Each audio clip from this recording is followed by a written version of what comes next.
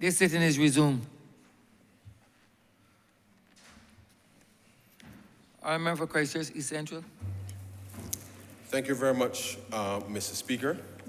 I want to thank honourable members for their very, very, very spirited contributions to the debate of this resolution this morning. I believe, sir, that as we continue this journey to recovery as well as reform of our internal systems of government and how we are able to better deliver for the people of this country, that we appreciate that in a very real sense, the environment that we are operating in fiscally, sir, and certainly internationally, continues to be challenging. And it is certainly my perspective that once we can see a relatively stable, sir, environment, I am absolutely confident that the policies that this government have put in place over the course of the last 4 years will bear fruit in the same way that we have rededicated ourselves, sir, with respect to reinvesting in our young people, in a sense, sir, to bear real fruit in the context of being able to take the country forward. And therefore, the resolution here today is just a small part of that reinvestment, re-engineering in relation to how the University of West Indies will function in the 21st century.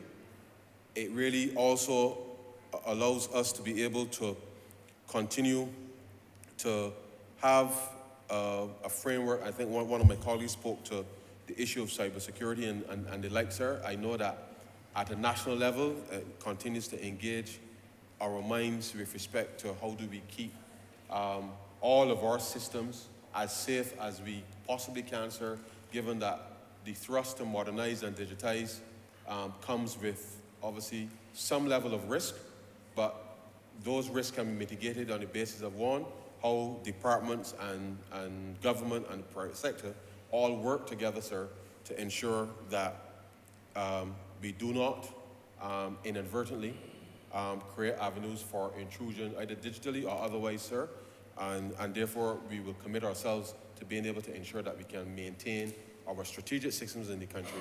And the University of West Indies, if you like, sir, for the region, but certainly for Barbados, is a critical institution that equally needs to ensure that it has its systems properly functioning. And therefore, the government will continue to support those initiatives because we have to press ahead, sir, with respect to the modernization of everything that we do, the digitization efforts. It is simply costing too much time and effort, sir, to be able to either collect money, deliver services, you name it, sir. We have to be able to streamline that across the entire economy. And therefore, as we push ahead, I encourage all citizens, obviously, to be aware of the costs associated with maintaining legacy systems and recognizing that we all have a responsibility and a role to play in ensuring that how we conduct ourselves online and who we give access to certain information to is absolutely critical for the security of this country.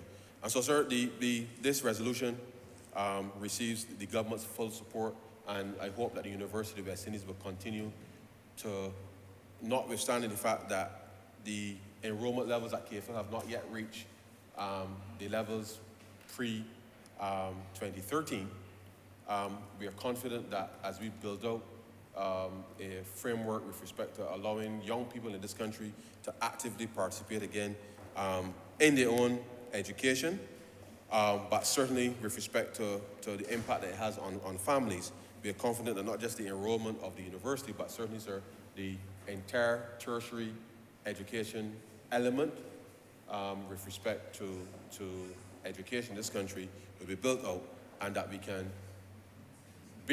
see the fruits, sir, of these innovative interventions in relation to how we can better deliver education services, which ultimately, sir, will allow many families in this country to be able to lift themselves out of poverty in a way, sir, that previous generations have been able to do. And so, sir, with those very few words, let me thank honourable members again for their contributions and ask and beg to move now, sir, that this resolution do now pass. I'm obliged to you. The question is that this resolution do now pass. All those honourable members in favour, please say aye. Those against, please say no. I think the ayes have it. This resolution stands passed.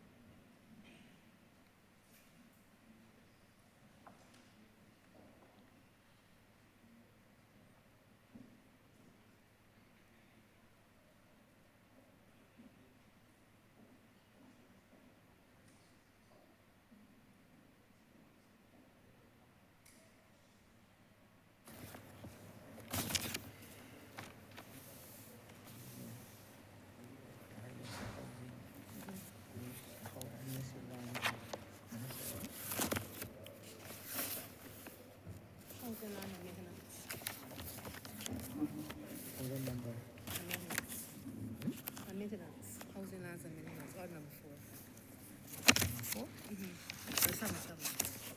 Order number 7, sir. Order number 7 in the name of the Honourable Minister of Housing, Land and Maintenance to move the passing of a resolution to approve in accordance with Section 5 of the Crown Lands Vesting and Disposal Act, Chapter 225, the vesting in the National Housing Corporation of a parcel of land, the property of the state, situate at Lancaster, in the parish of St. James, in this island, for the provision of road access.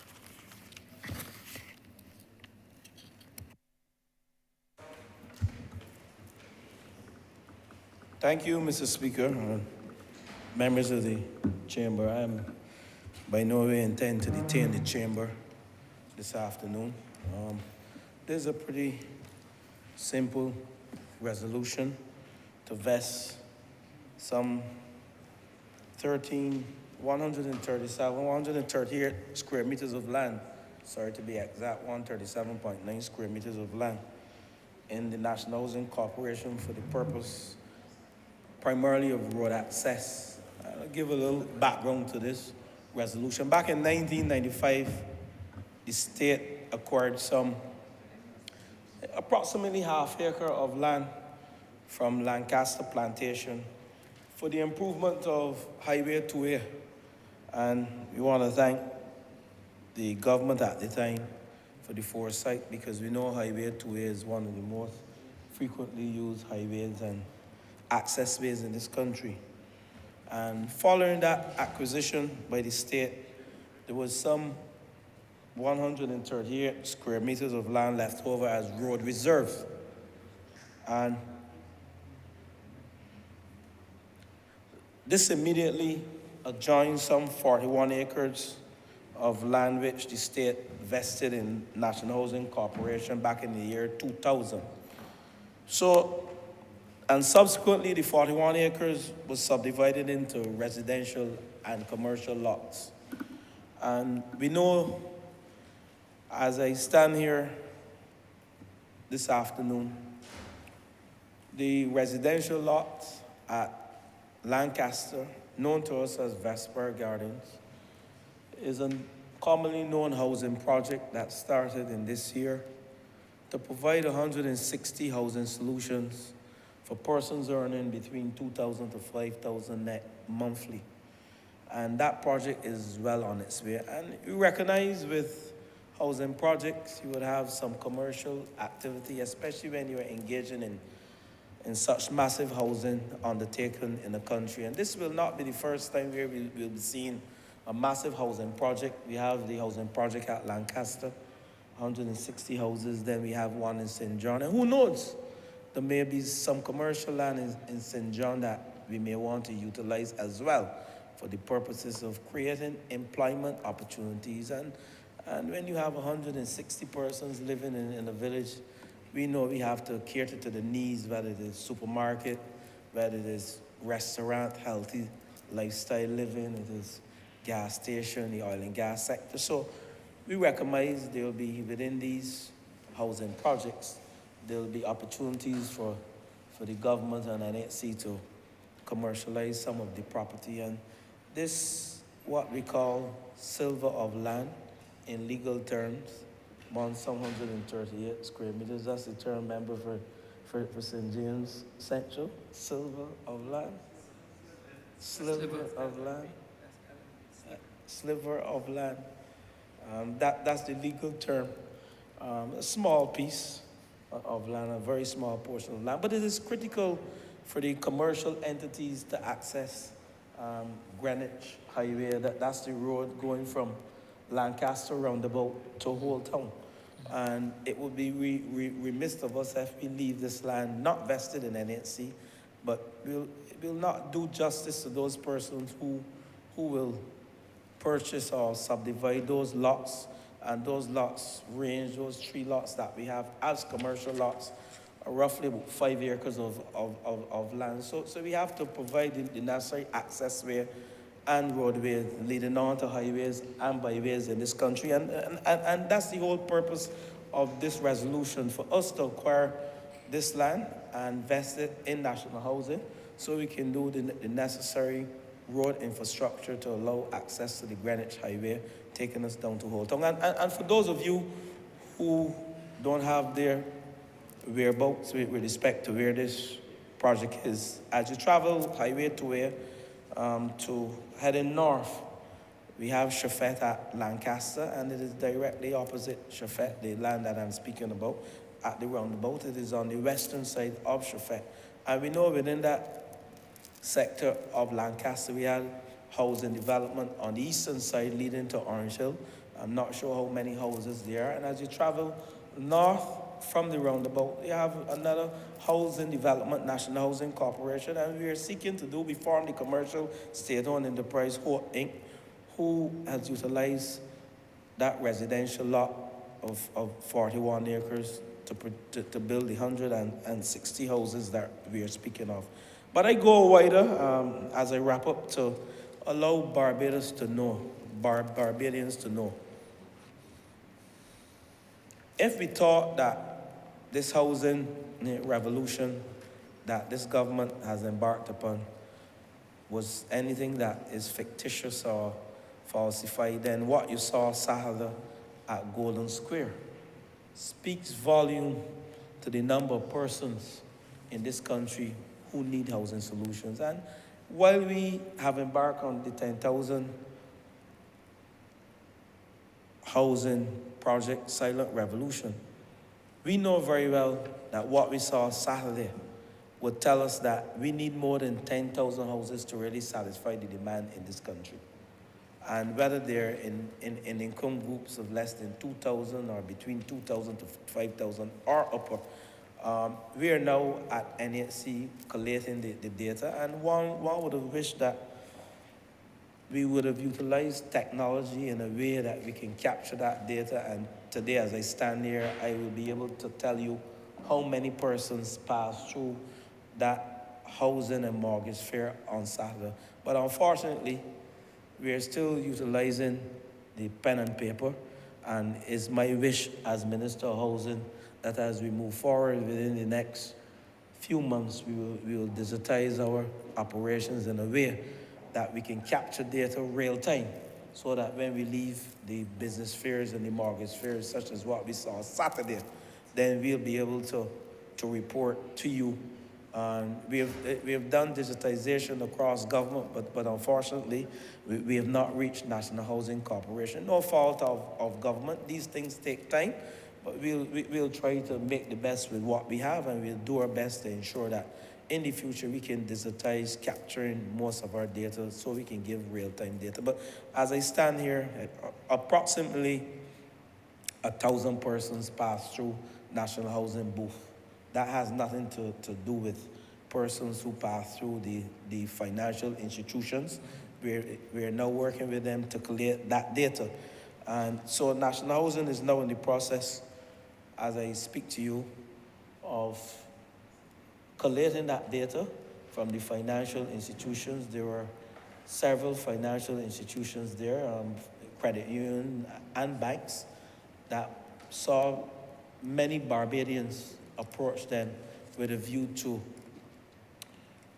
provide financial solutions as it relates to mortgages.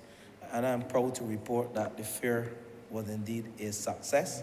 And as we collate that 1,000 persons and seek to categorize them in lower, middle, and upper income categories, we will indeed tailor-make our housing solutions to suit each and every Barbadian, to make housing affordable to them. So the National Housing Corporation is now in the process of selling these 3 commercial lots that I mentioned to you, that are on average roughly around 5 acres.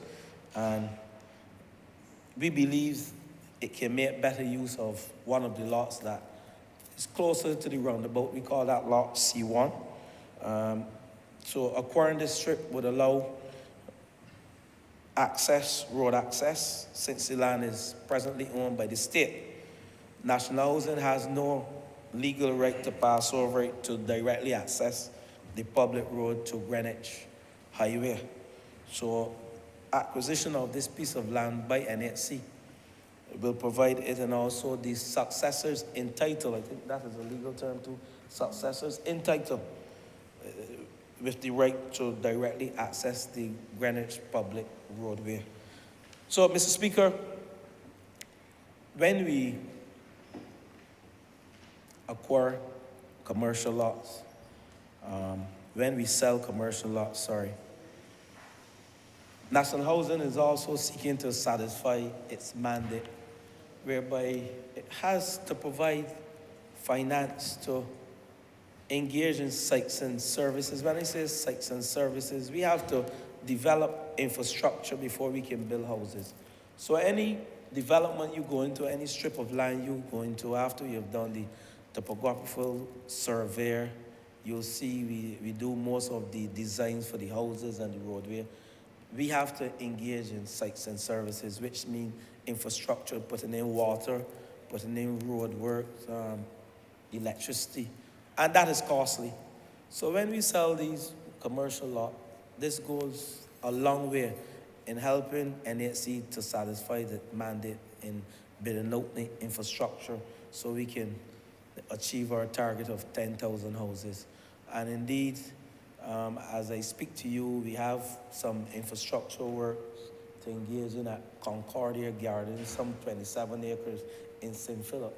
And these funds selling these commercial lots will go a long way in building out the infrastructure that I'm speaking of. But Mr. Speaker, other than satisfying the housing demand in this country, when we sell those commercial lots, we are creating employment opportunities, because commercial lot speaks to business opportunity. And I was traveling along on the Highway 2A, along the Costules roundabout, heading towards Warrens. We see a big sign there. That is private sector now, who's also selling commercial lots. So what that does for us is create employment opportunities. So we, as a government, we have our duty to our citizens to ensure where we have commercial lots, not only will we benefit from selling them, but we will also create employment opportunities. Now, more fundamental for me is the whole aspect of empowering Barbadians. When we build houses, we give persons the opportunity, affordable houses that is, we give persons the opportunity to own their own homes. And gone are the days when we will spend a lot of money or have our balance sheet equipped with persons renting a lot of rentals. We prefer to drive that traffic to the mortgage institutions and utilizing photovoltaics on our roof to offset the cost. And I think that is a model that we have utilized now as a government to drive the cost of mortgages down and to allow housing to become affordable, so that government carries on its balance sheet only those persons who will engage in rent to own, and that is a small percentage of our society who will engage in rent to own for over a 30-year period. Those are the only persons really carrying on our balance sheet. So selling this land, vesting this land in NHC, even though it is a small portion of land, 138 square meters, is a very important resolution to us, for us to achieve our mandate of building 10,000 houses in this country. And also, because you can build all the houses you want, but if you don't give Barbadians access to facilities where they can not only earn a living, but access to food, access to buy clothing, stores, access to groceries, supermarkets, then we're not doing ourselves any good. We're really building houses and not providing necessary amenities whereby persons can enjoy the homes that we truly want them to enjoy. So, Mr. Speaker, I won't detain the House any longer. Section 51C of the Crown Land Vesting Act stipulates that the ministry may, with the approval of Parliament, sell, lease, exchange, grant, assign, or surrender state land. We are vesting the land in NHC. In this regard, Mr. Speaker, the Honourable Attorney General has certified the resolution for the vesting of the 137.9 square meters of land at Lancaster St. James. And this is in order for consideration here this afternoon. And so I commend this resolution to this Honourable Chamber and beg that this resolution now pass.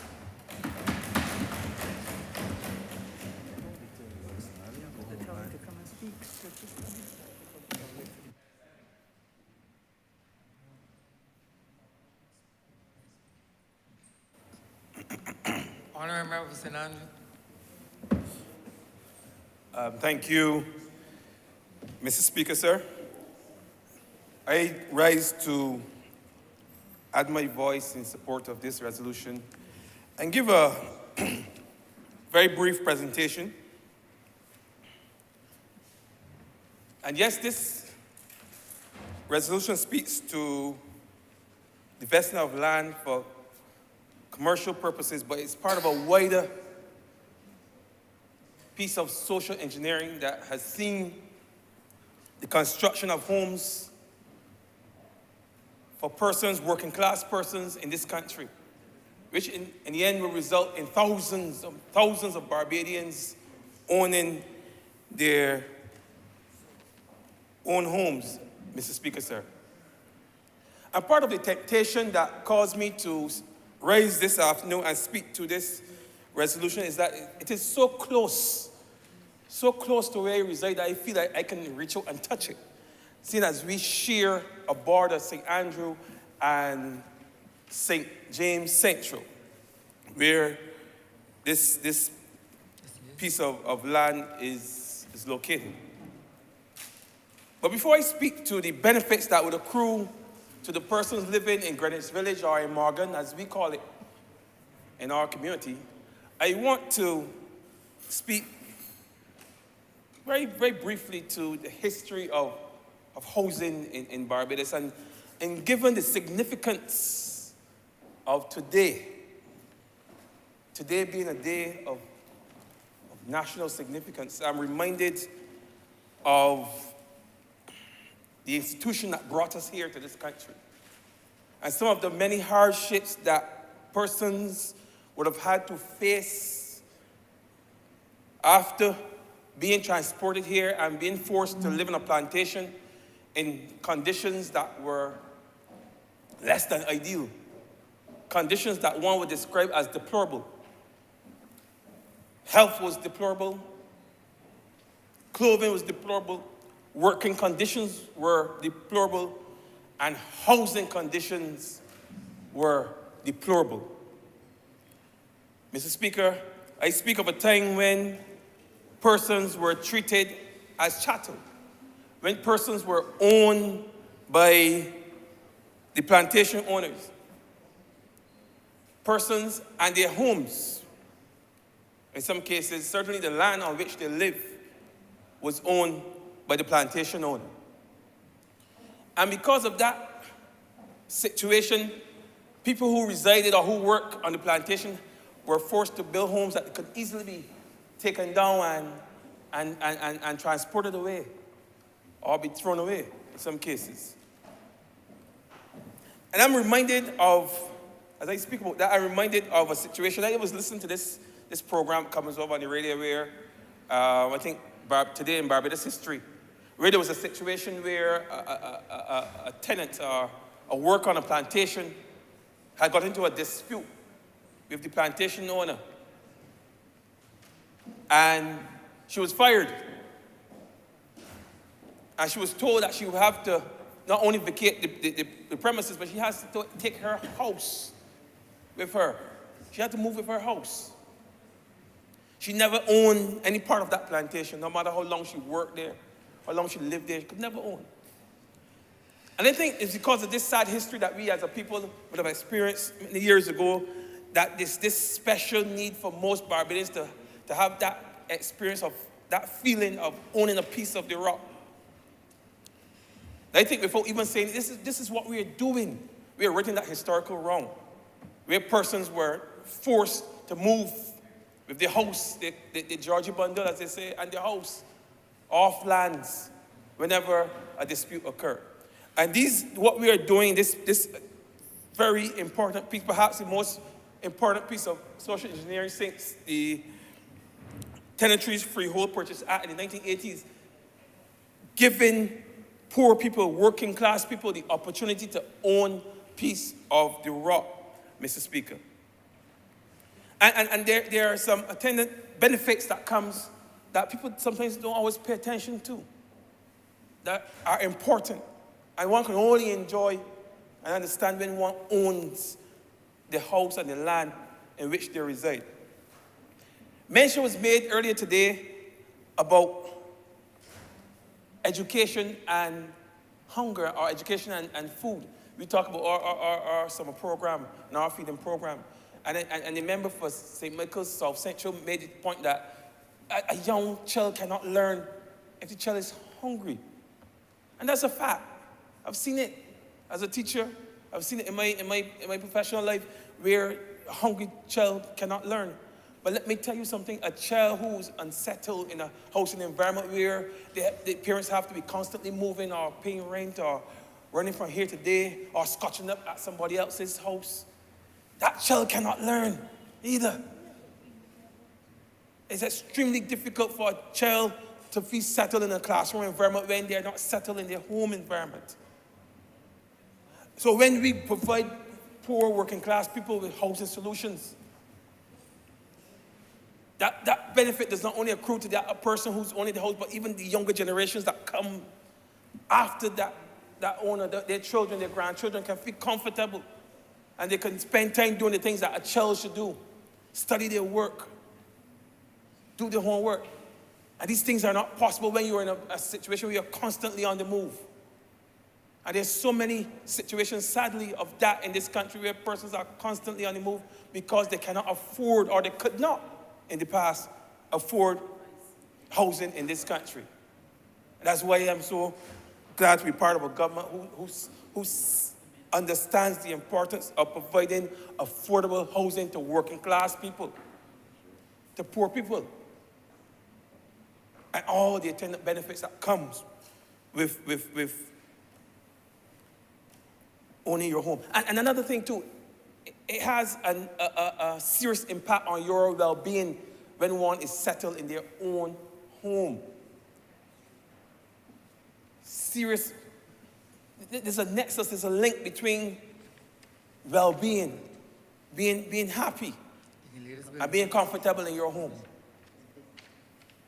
Many persons in this country are unhappy, they're uncomfortable every day, they're miserable, they come to work miserable because they are not comfortable. They did not achieve that dream of owning a piece of the rock, of owning their home. And as you grow older, and you approach the age of 40, it becomes more and more difficult. I remember I had a very good friend said to me that in this country, if you don't own or earn anything by 40, chances are you may never own anything. And that's a scary proposition. It's very scary. But that's what a lot of people grew up on, and when they got to a certain stage in their life and they realized that they were only making a certain amount of money, maybe $2,500, maybe $2,000 a month, a lot of people in this country prior to this administration coming to office and putting these policies in place would have given up on the idea that they would ever be able to own a house in this country. A lot of 40-year-olds, 39-year-olds, 45-year-old persons who no bank in this country want to see in terms of a mortgage.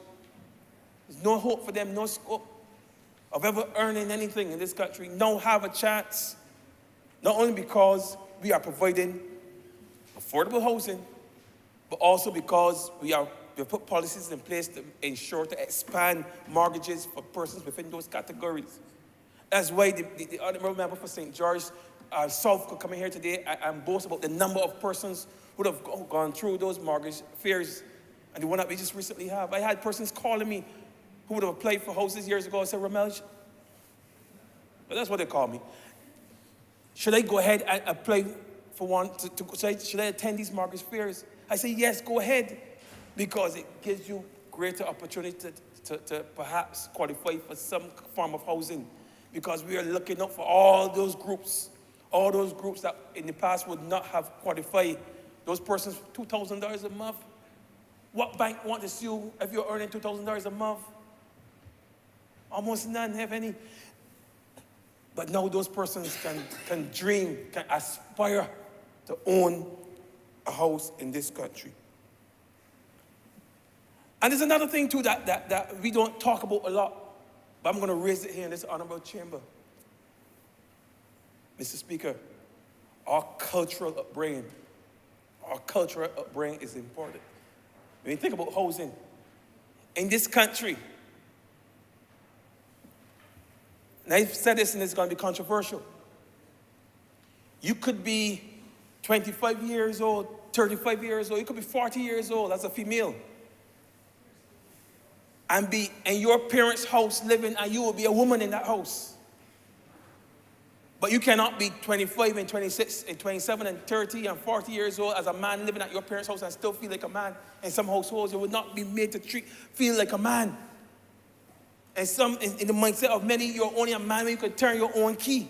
But if you go home and turn your key at your parents' house, some people, you're not a man. Not a real man. All I remember, you can get the key to turn when you're 40, you go again, you stay strict, you get strictures and structures. You can't turn the key, you go again 11 o'clock. So I'm saying to you, that's the reality.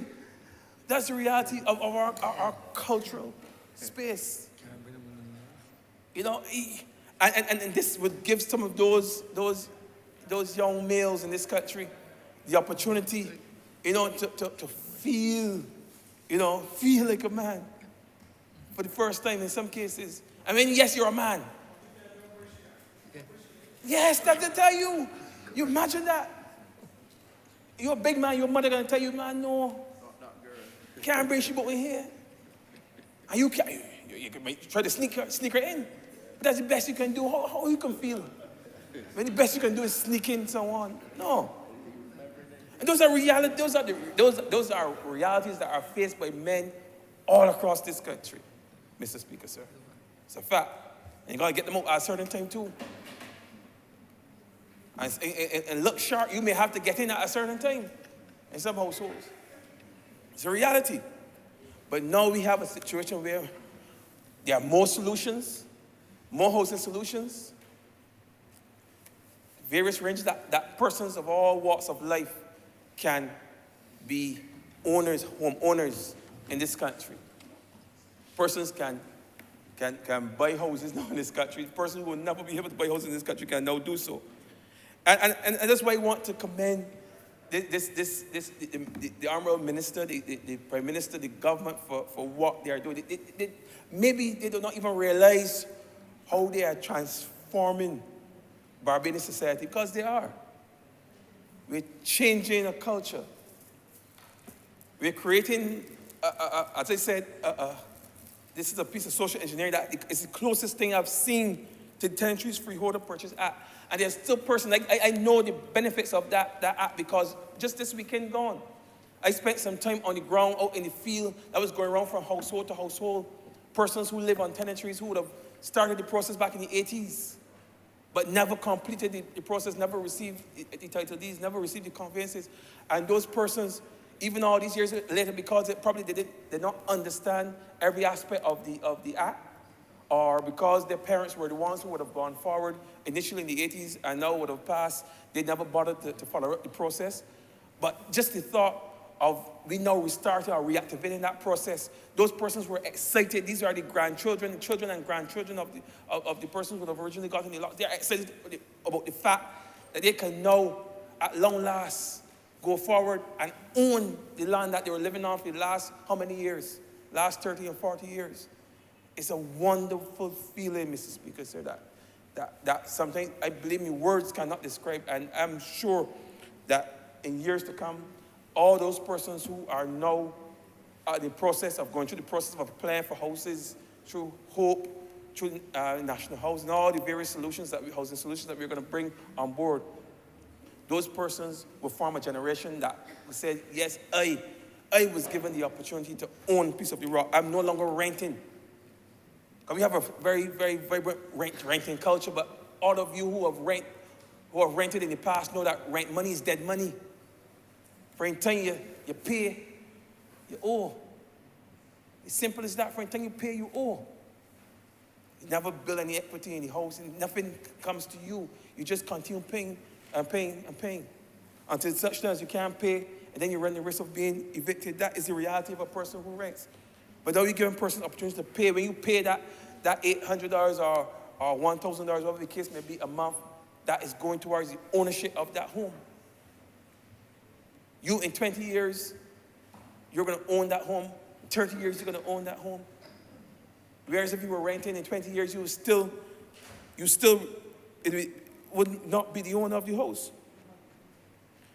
So, as I said, I don't want to spend a lot of time, but I just want to just look at what I believe these commercial lots would do to that community. Because I said, yes, it may be in the constituency of St. James Central, but the area is connected historically,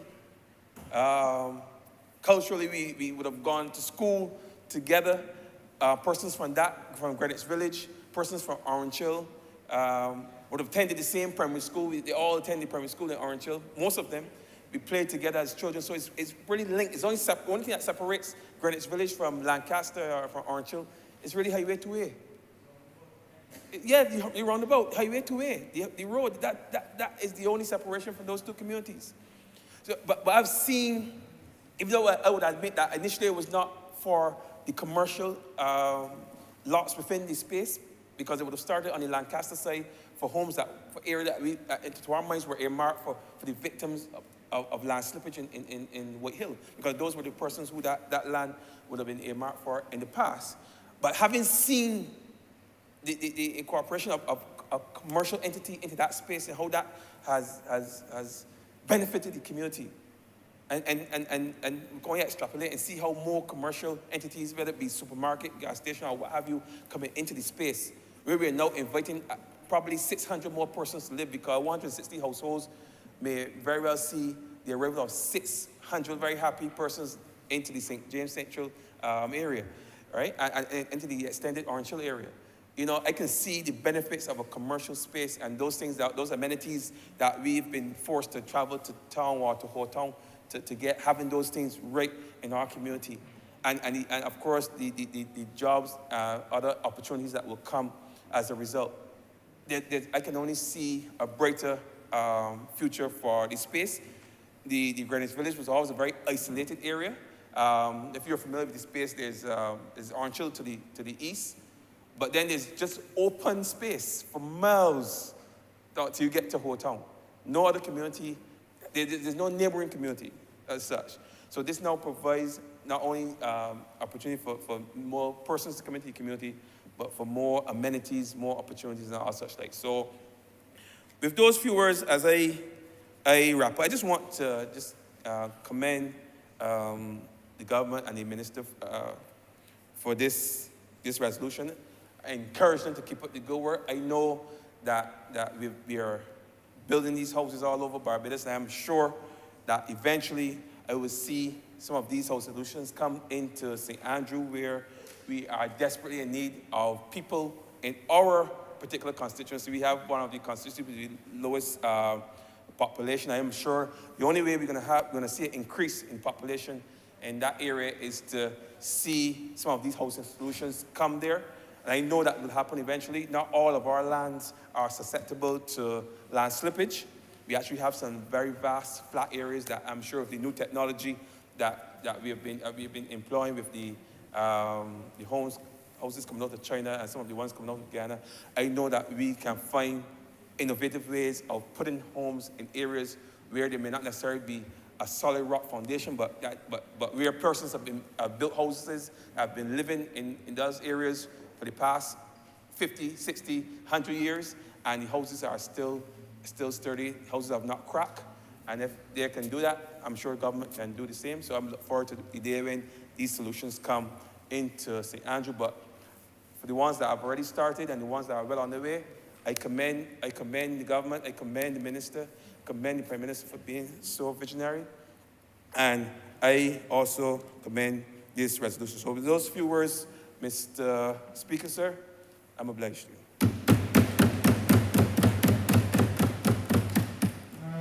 Honourable member for St. James North.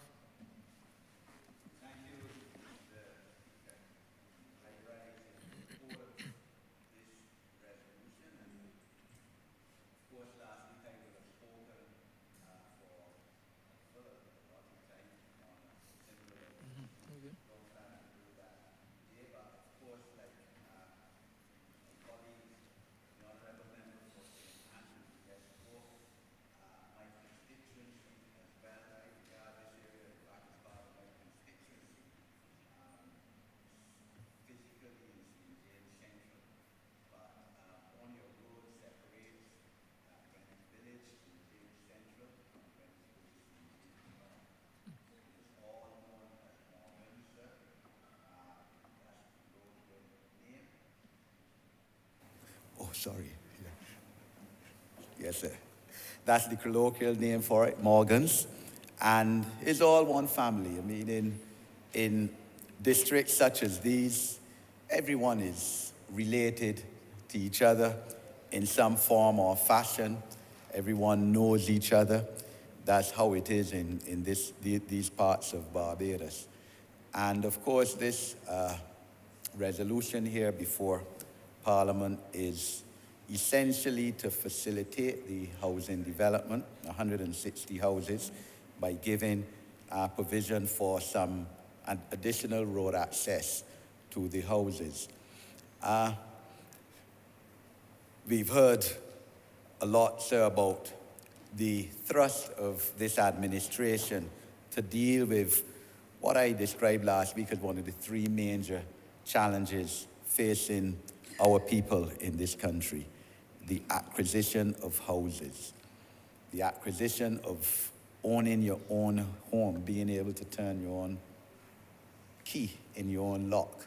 Sir, this is essential to the development of Barbados and to the socio-economic development of our people. This administration has embarked on a tremendous challenge and objective to house the people of Barbados. 10,000 homes in 5 years, sir. No small challenge, but it will be achieved. And the reality of the situation is that the Barbados Labour Party government has been at the forefront, has been the political party that has led the development of housing in this country from the 1950s with the advent of housing developments, sir. My constituency doesn't have any housing areas, but we know of the history of housing developments from the 1950s.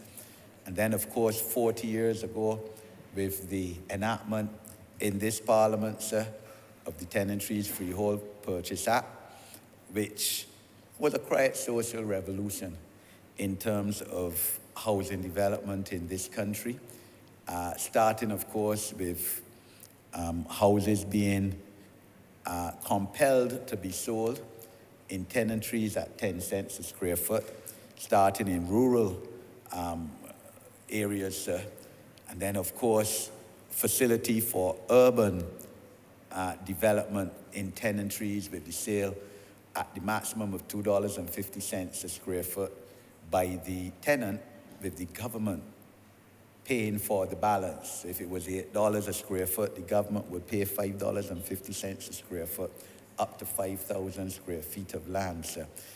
And this, as I said, quiet social revolutionary policy would have empowered almost 10,000 persons to be homeowners in this country. When you multiply 10,000 by an average of 4, even 3, say, if you want to say, that is 40,000 people brought into home ownership in this country by the act of this parliament under a Barbados Labour Party administration led by the late Right Honourable Tom Adams.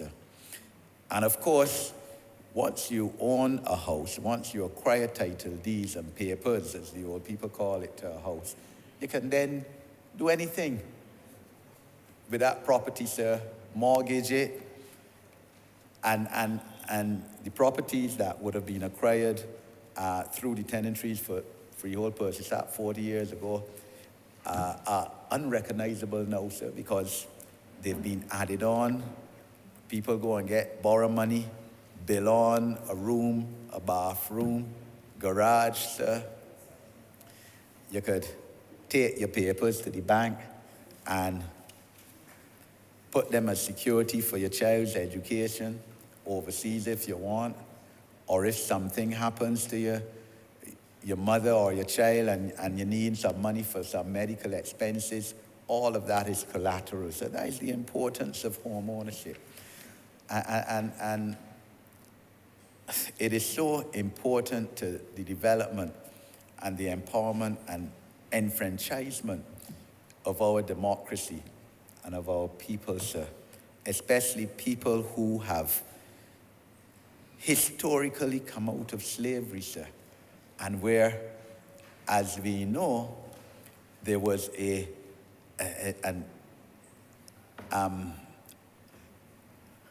correlation which could not be broken between the slave and the plantation land. And as you leave or seek to leave the plantation, working on the plantation, you had to move your house off of the land. And all of that, the Barbados Labour Party changed, as we know, starting from the 50s, as I said, with housing developments, and obviously in the early 1950s under National Hero Right Excellent Sir Grantley Herbert Adams, bringing in legislation which said that once the tenant left the work of the plantation owner could not move them off the land. Then, of course, coming up from there, we had the last Barbados Labour Party administration under the late Right Honourable Owen Officer, which facilitated a lot of acquisition of homes as well, so in terms of 100% mortgages through the Barbados Finance Mortgage Company Limited, sir, which would have been tied, obviously, to government as well. And that would have been the start, of course, of 100% mortgages. In other words, sir, where you didn't require a deposit, as you know, sir, you're an attorney, experienced attorney at law. You didn't need a deposit to pay down any 10% on any house, because you were able to borrow that 10% as well from the mortgage company. And again, that facilitated many, many persons to become homeowners. So this is another step, sir, under, again, another Barbados Labour Party administration to democratize a property ownership class, a new property ownership class in this country. And of course, this is against the background, of course, of, I don't believe that the last government, and I want to be fair, sir, that the last Democratic Labour Party government built 25 houses between 2013 and 2018. In fact, I remember telling the then Minister of Housing, Member of Parliament, former Member of Parliament for St. Lucie, sir, thankfully of bygone days, that they hadn't built 25 houses, and he shouted across. He used to sit down out there, sir. I was a bit up here, and he said, that is true, that is true. He agreed with me. And so I like to be fair, sir. Had not built 25 houses in the 5 years, 3 months that they were in office, sir. So we're coming from way behind in this event. But sir, I just want to speak on two aspects of the housing policy too, sir. The commitment in the Barbados Labour Party manifesto to grant first-time home owners $3,000, first-time home owners under 35 years old, $3,000, which could be utilized either for the down payment on land or house, for a mortgage payment, mortgage installment, loan repayment, or for the legal fees. And even though we have not yet brought to Parliament that covenant, sir, and of course, our manifesto is a covenant between us and the people of Barbados. Effectively, that provision has come into force in this area for government, for these houses by Hope Inc., because Hope Inc. will be consuming the legal fees. The legal fees for these properties by those who purchase these properties will not be added on to the purchase price. Hope Inc. is including the legal fee in the purchase price, sir. And the legal fees, as you know, sir, amount to more than $3,000, sir. Depending on the value, certainly at the lowest value, the lowest value, the 2-bedroom, 2-bathroom, which I think is being sold around $172,000. If you were to put legal fees for that plus a mortgage, even $160,000 legal fees would come under normal course of events to more than $3,000, sir.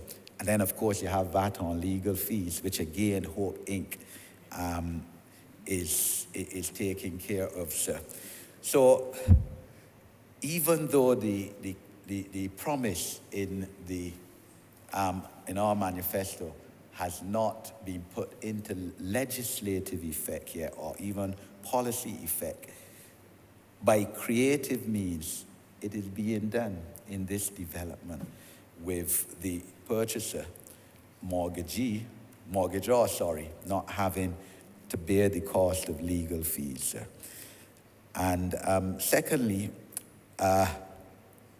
and so we've seen obviously the pent-up desire for persons to own homes. There is a huge market out there of people who want to acquire homes, sir.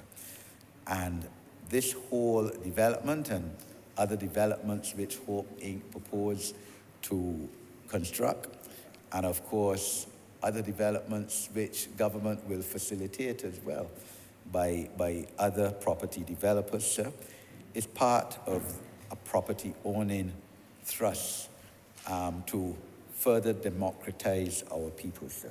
And I look forward to some of my constituents living in this development, because as I said, it is part of, I regard it as part of my constituency, separated by a road, sir. The reality of politics, as you know very well, sir, is that you have to find some dividing line somewhere to separate constituencies. I believe, sir, you say Michael Central, and that speaks for itself. You're in the central, so you butting and bounding, probably 4 constituencies that divided by a road, sir. But a road can't divide people and divide families and friends, and that's what it is out here in Morgan's.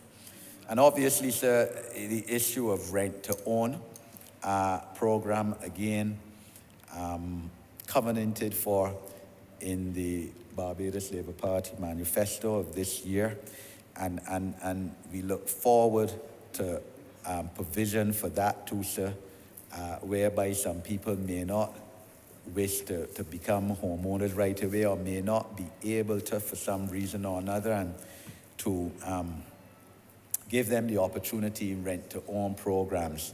In other words, the rent that they pay goes towards the eventual purchase of the house and the eventual acquisition of the papers. So in a way, the rent is almost like the mortgage that you would otherwise pay back to the financial institution every month. We clearly, sir, have to develop land as well, because there's also that market out there, people who just want land to put their houses on, sir. And that's another challenge which we face and which I'm sure that we would overcome. But, sir, as I said, I could only support this resolution brought before Parliament today. So any visit to the houses, some of which are constructed already, some of which obviously are being in the process of being constructed, I believe 160 odd houses planned, and maybe some townhouses, a few townhouses as well. And the Honourable Prime Minister and my colleague who just spoke, the Honourable Member for St. Andrew, and I were there, I think it was about 3 months ago, and we went in a few of the houses, and really and truly said there's absolutely nowhere else in Barbados that you can get as good a deal for these houses cost-wise. Spacious, the windows big, roomy, the ceilings high, situated in one of the best parts of Barbados in terms of constituencies, rural Barbados, and I, of course, born in rural Barbados, but still a feeling of cosmopolitanism, sir. And the Honourable Member who just spoke before me mentioned that clearly it lends itself towards future development in terms of amenities and enterprises. There's a fast food restaurant just above, a fishing, premier fishing station there as well, sir. And no doubt this kind of development will build up also the community and enterprise, sir. Of course, Morgan's has its own church, sir. There's also a facility there for persons with disabilities, sir. Within Morgan's on the other side in my constituency. And further up the road in Orange Hill, of course, there's a playing field, which I believe work is being done on right now with lights. There's a tennis court, sir, as well. There's primary school, St. Silas Primary School up the road. And then, of course, there's the Learning Centre again for children with disabilities within walking distance as well in Orange Hill, sir. So we look forward to the full development, to the completion rather of this housing development, and to the completion of the numerous housing developments that this government has planned across Barbados for the people of Barbados in essential answering the call of our citizens, of our constituents, to become owners of property and houses, as is their constitutional and human right. I'm obliged to you, sir. Honourable St. George, sir. Thank you, Mr. Speaker. We thank the honourable members, both from St. Andrew and St. James North, for the contribution in this resolution to vest this small piece of land in National Housing Corporation.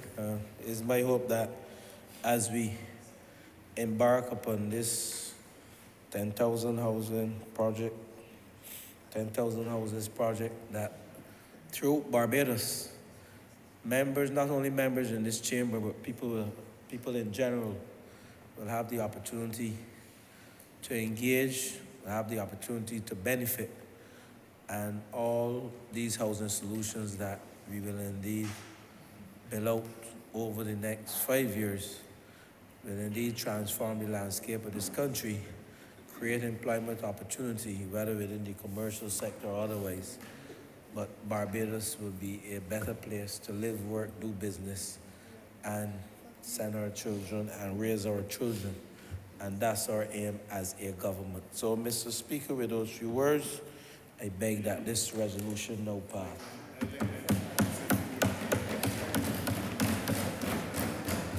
The question is that this resolution do now pass. All those honourable members in favor, please say aye. Those against, please say no. Me think the ayes have it. This resolution stands passed.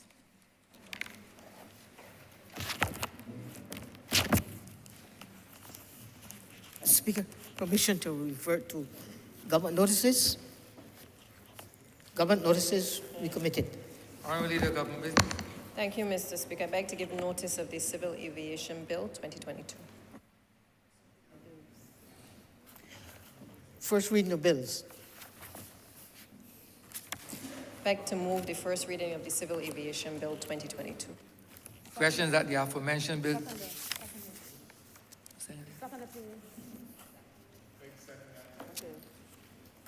The question is that this bill be read a first time.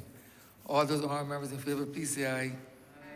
Those against, please say no. Me think the ayes have it. Adjournment. Honourable Leader of Government Business. Thank you, Mr. Speaker. With that, we've come to the end of today's sitting. I therefore beg to move the adjournment of the House until Friday, the 5th of August at 10 a.m. The question that this honourable chamber stands adjourned until the 5th day of August at 10 a.m. in the forenoon. All those honourable members in favor, please say aye. Those against, please say no. Me think the ayes have it. This honourable chamber stands adjourned until Friday, the 5th day of August at 10 a.m. in the forenoon.